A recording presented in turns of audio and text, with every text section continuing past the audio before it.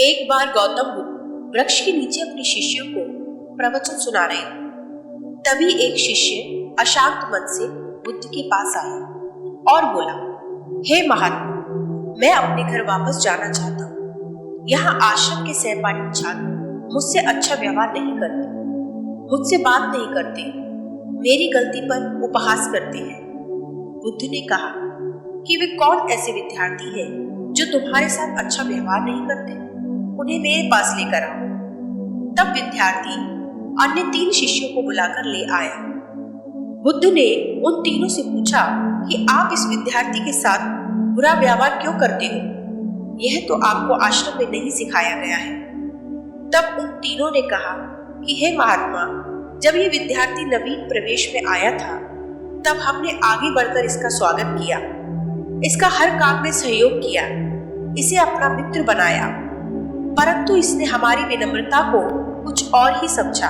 यह हमें दूसरे शिष्यों के सामने चाटुकार बोलता है, हमें स्वार्थी बोलता है, कहता है कि हमने किसी स्वार्थवश इससे मित्रता की, अन्यथा नवीन प्रवेश विद्यार्थियों से इतनी जल्दी कौन मित्रता करता है।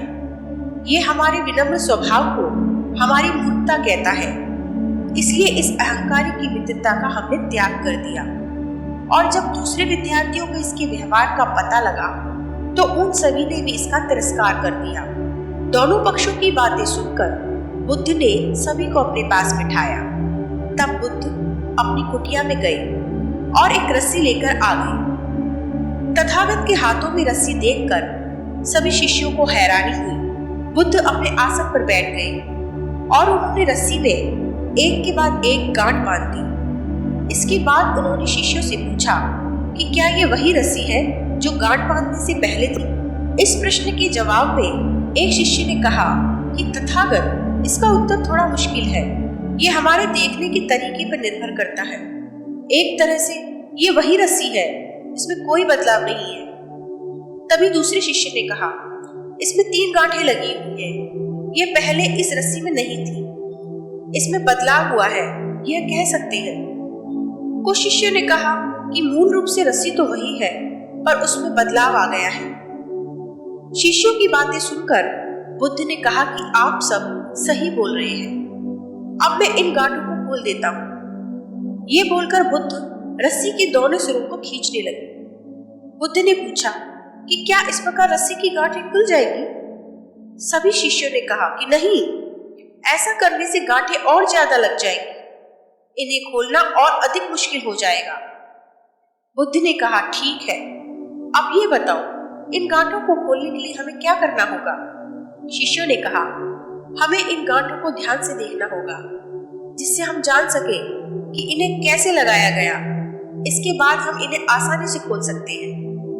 बुद्ध इस जवाब से संतुष्ट हो गए और उन्होंने कहा कि ये सही बात है, हम परेशानियों में फंसे रहते हैं और बिना कारण जाने ही उसका हल खोजने लगते हैं, जबकि हमें पहले समस्या को समझना चाहिए।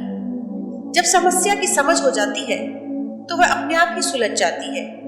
तथागत ने उस शिष्य को कहा जो शिकायत लेकर आया था, साथ ही उसके 3 मित्रों को भी समझाया कि तुम चारों इस बात का चिंतन करो कि तुमसे तुम्हारे व्यवहार में क्या गलती हुई, कि तुम में आपस में गलतफहमी उत्पन्न हो गई।